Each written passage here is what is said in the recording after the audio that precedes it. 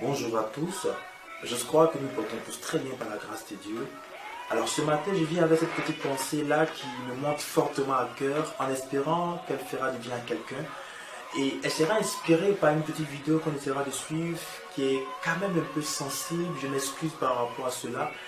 Et essayons de suivre ensemble et après je dirai un mot. Dit. Donc on dit qu'un de tes parents de connivence avec un de tes amis de la Jet Set t'aurait lancé un sort. D'autres disent que tu aurais eu un cancer de gorge. D'autres encore disent que tu serais sorti avec la femme d'un Béninois. Et encore que tu aurais le sida. La vérité, c'est laquelle? J'ai une insuffisance pulmonaire. À un moment donné, ça m'a dit comme le sida. Mais heureusement, Dieu est grand. Dieu amour, Jésus verse ses enfants. Je fais tous les bilans à Paris. Rien. Donc, en fait, c'est un problème mystique, en fait. Les gars peuvent te donner sida mystiquement, hein. Donc, c'est tout cela, c'est l'Afrique. Je me suis avec la médecine c'est-à-dire moderne et traditionnelle. J'ai repris la santé grâce à une dame, Madame Monet, et grâce au tout Seigneur, grâce à Jésus de Nazareth. Je suis devenu un grand chrétien aujourd'hui. J'y crois. Donc, c'est tous ces gens, ces éléments qui ont fait que je suis en bonne santé. Et là, j'ai repris ma santé, ma forme. Je suis prêt à tout, mais là, c'est seulement que mes petits pieds. Et puis, qu'on appelle.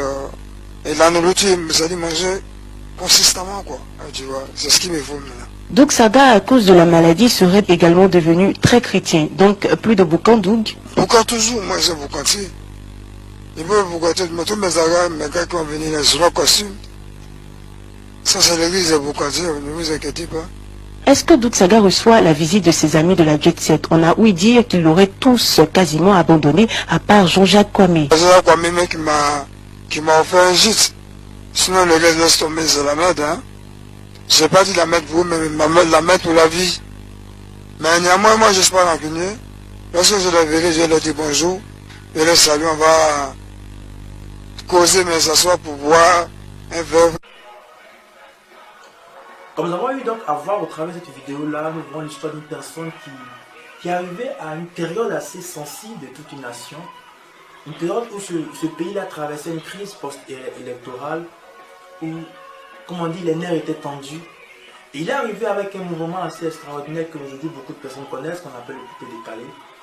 Il est venu avec la joie, un zèle, une envie de donner quelque chose. Et il a marqué son temps, si on peut le dire ainsi. Et au travers de lui, on a eu à connaître beaucoup d'autres personnes qui étaient aussi proches à lui, qu'il appelait affectueusement ses amis. Une personne qui a marqué son temps, une personne qui a vécu de manière extraordinaire. Mais personne ne pouvait imaginer que ce monsieur allait terminer comme ça. Ce qui me réjouit, comme il a dit dans la vidéo, c'est qu'il parlait beaucoup de Jésus. Et nous croyons fortement qu'il a eu le temps de se repentir avant de partir. Mais une chose qu'il ne pouvait pas lui-même imaginer, c'est qu'à la fin de sa vie, ou du moins à cette période assez sensible de sa vie, ces personnes qu'il appelait ses amis, ces personnes sur qui il pouvait compter, ces personnes qu'il a fait de ses propres mains, ces personnes qui aujourd'hui, ou du moins qui ont eu un nom à cause de lui, puissent le rejeter, puissent l'abandonner, puissent l'oublier.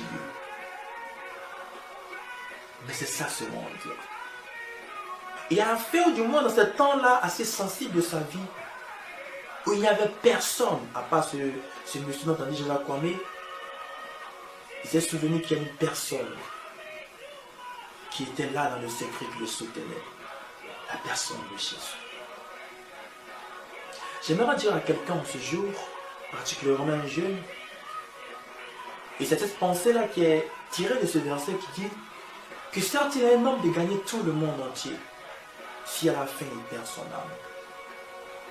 J'aimerais vous raconter une histoire qui est aussi sensible ou pareille à cette histoire-là, que celle-là d'un roi, un roi qui a marqué cette terre, un roi qui a marqué son temps, le roi Salomon. Il avait dit qu'il avait 700 femmes et 300 concubines. Il était immensément riche. Il avait tout ce qu'un homme peut rêver d'avoir. Il avait tout. Il était, je dirais peut-être qu'on peut dire aujourd'hui, il était le roi le plus puissant de toute la terre, ou du moins l'un des rois le plus puissant de toute la terre. Il avait tout ce qu'une personne peut rêver d'avoir. Mais à la fin de cette vie, à la fin de ces jours sur terre, il y a une chose qui est troublante. Vanité des vanités. Tout est vanité. Une parole qui sort de la bouche d'une personne qui est aussi influente, une personne qui possédait tout, mais qui nous dit cela, vanité de vanité, tout est vanité. Vous savez, tout ce que ce monde-là nous donne, il finit toujours par le reprendre. J'aimerais dire à quelqu'un ce jour, il ne sert à rien de gagner ce monde. Il ne sert à rien d'avoir toute la gloire de ce monde. Il ne sert à rien d'avoir toutes les richesses de ce monde. Il ne sert à rien d'avoir toute la renommée de ce monde. Il ne sert à rien d'avoir toute la gloire, tous les biens de ce monde, toutes les fortunes de ce monde, sans avoir la personne de Jésus. Car crois-moi, toutes ces choses ne pourront pas te sauver un jour. Et lorsque tu en auras besoin, du moins lorsque tu seras dans le besoin, ces mêmes choses pour lesquelles tu t'es battu t'abandonneront. Mais Jésus, lui, ne t'abandonnera jamais. Aujourd'hui, tu peux encore écouter ce message et fermer les oreilles. Dire qu'il ne sert à rien. Le rejeter, pourquoi pas. Ne même pas écouter si tu le veux. Mais un jour, tu comprendras. Un jour, tu comprendras que avoir tout sur cette terre, sans avoir la personne de Jésus, c'est ne rien avoir. Je ne vais pas être long ce matin. Ma prière, ou du moins ma pensée en ce matin, c'est que, et aussi ma prière, c'est qu'un cœur puisse comprendre que tout est éphémère sur cette terre et se rapprocher encore plus de Dieu. Si cette pensée t'a fait du bien, partage-la afin qu'ensemble, nous puissions sauver une âme. Sur ce, je nous souhaite une très très belle semaine. Que Dieu nous bénisse abondamment. Ciao.